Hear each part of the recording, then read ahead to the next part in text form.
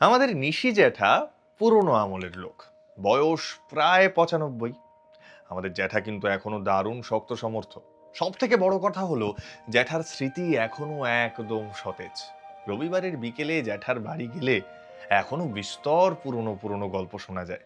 সেই সব ফেলে আসা দিনগুলোর নানা গল্প বলতে বলতে কতবার যে জ্যাঠা টাউন হলের প্রসঙ্গ তুলেছেন তার কোনো ইয়ত্তা নেই।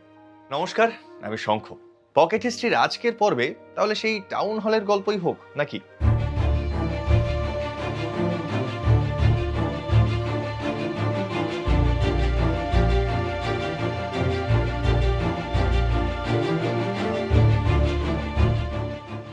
সব বড় শহরেই নাকি একটা করে টাউন হল থাকে, আর খাস কলকাতা শহরে টাউন হল থাকবে না তা কি করে হয় বলুন?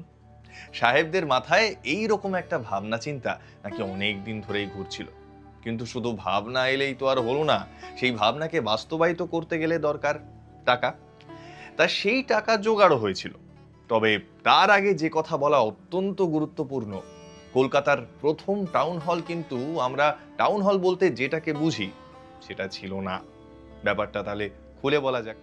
কলকাতার প্রথম টাউন হল হলো ডালহৌসি অঞ্চলে। সেকালের ডালহৌসিতে রাইটার্স বিল্ডিং এর পূর্ব দিকে ছিল অ্যাম্বাসাডার্স হাউস। 1729 সালে সাহেবরা ওই বাড়ি কেনে 6,500 টাকা দিয়ে। সেই বাড়িতে বসে মেয়র্স কোর্ট। চোর ডাকাত খুনিদের বিচার হতো সেখানে। সালটা শুনে নিশ্চয়ই বুঝতে পারছেন তখনও পলাশির যুদ্ধ হয়নি। 1756 সালে নবাব সিরাজউদ্দৌলা কলকাতা দখল করে মুর্শিদাবাদ ফেরার পথে ওই মেয়র্স কোর্ট ভেঙে দিয়ে চলে গেলেন। কেন ভাঙলেন তিনি ওই বাড়ি, এ কথা বলা মুশকিল। নবাবী খেয়াল, বুঝতেই তো পারেন। এখন ওই ভাঙা বাড়ি নিয়ে কাউন্সিল তখন আর কি বা করবে? ওই জমি তখন বিক্রি করে দেওয়া হলো।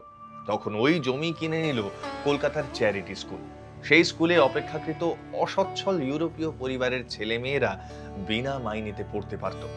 চ্যারিটি স্কুল ওই জমি কিনে আবার ওখানে দোতলা বাড়ি বানালো। একতলায় আবার কোর্ট বসলো, দোতলায় হলো চ্যারিটি স্কুল। কিন্তু কিছুদিন পরই ওই স্কুল উঠে গেল সদর স্ট্রিটের পূর্ব দিকের একটা রাস্তায়। সেই থেকেই ওই রাস্তার নাম হলো ফ্রি স্কুল স্ট্রিট। আর মেয়র্স কোর্ট থাকার ফলে ডালহৌসির পূর্ব দিকের রাস্তাটির নাম হলো ওল্ড কোর্ট হাউস স্ট্রিট। এখন ওই স্কুল উঠে যাওয়ার পর ওই দোতলা বাড়িতে একতলায় চলতে লাগলো মেয়র্স কোর্ট, আর দোতলায় হলো কলকাতার প্রথম টাউন হল। পরবর্তীকালে এই জায়গাটাতেই হলো সেন্ট অ্যান্ড্রুস চার্চ। এখনকার টাউন হলের তো সেই সময় অস্তিত্বই ছিল না। এই টাউন হলের ভাবনা যার মাথায় প্রথম এলো তিনি হলেন লর্ড ওয়েলেসলি। 1803 সালের 16 জুন ওয়েলেসলি নগর কলকাতার উন্নয়নের জন্য একটা প্রস্তাব পেশ করেন। সেই প্রস্তাবে তিনি জোর দেন সড়ক পথের নির্মাণ, জল নিকাশি ব্যবস্থা ও নাগরিক স্বাস্থ্য সচেতনতার উপর। কিন্তু সেই প্রস্তাব অনুসারে কাজ করতে গেলে তো টাকার দরকার। সেই টাকা আসবে কোথা থেকে? সে উপায়ও বলে দিলেন লর্ড ওয়েলেসলি। এই টাকা জনগণের থেকেই নেওয়া যাবে লটারি খেলার মাধ্যমে। অবাক হচ্ছেন শুনে? পুরনো দিনের ইতিহাস কিন্তু বলছে তৎকালীন কলকাতায় এই লটারি খেলার মাধ্যমে বেশ কিছু রাস্তাঘাট বাড়ি তৈরির পাশাপাশি বেশ কিছু পুকুরও কাটানো হয়েছিল। এভাবেই 1806 সালে ওয়েলেসলি পরিকল্পনা করলেন টাউন হল তৈরি করার। ডাকা হলো সেই সময়ের দুই বিখ্যাত আর্কিটেক্টকে, কর্নেল গ্যারিসন এবং ইঞ্জিনিয়ার গার্স্টিন। হ্যাঁ, একদম ঠিক ধরেছেন।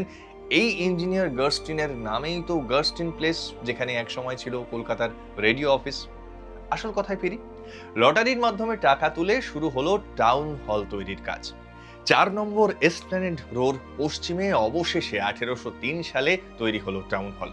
সময় লাগলো 7 বছর। সেই সময় খরচ হয়েছিল প্রায় 7 লক্ষ টাকা। দোতলা বাড়ি, উত্তর দক্ষিণে চওড়া সিঁড়ি, দুটো তলাতেই 162 ফুট বাই 65 ফুটের বিরাট হলঘর।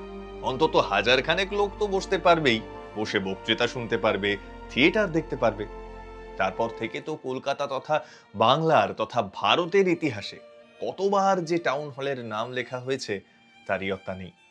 ইতিহাসের অনুসন্ধান করতে গিয়ে হাতে আসে নাট্য গবেষক সলিল সরকারের লেখা। খুঁজে পাই এই সমস্ত তথ্য সেখান থেকেই। আজকের পর্ব এখানেই শেষ করি।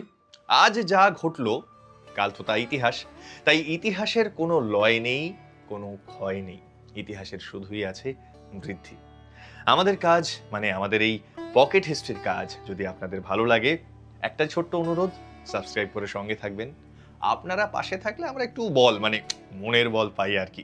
আর আজকের এই অস্থির সময়ে, এই ঘোলাটে যুগে, বিশেষ করে শর্টসের যুগে যেখানে রিলস অনেক বেশি প্রাধান্য পায়, তো আমরা তো একটু ব্যতিক্রমী কাজ করার চেষ্টা করছি। আমাদের সমস্ত পুরনো পুরনো ইতিহাসের দলিলকে সংরক্ষণ করার চেষ্টা করছি। তো আমাদের এই উদ্যোগে একটু পাশে থাকুন।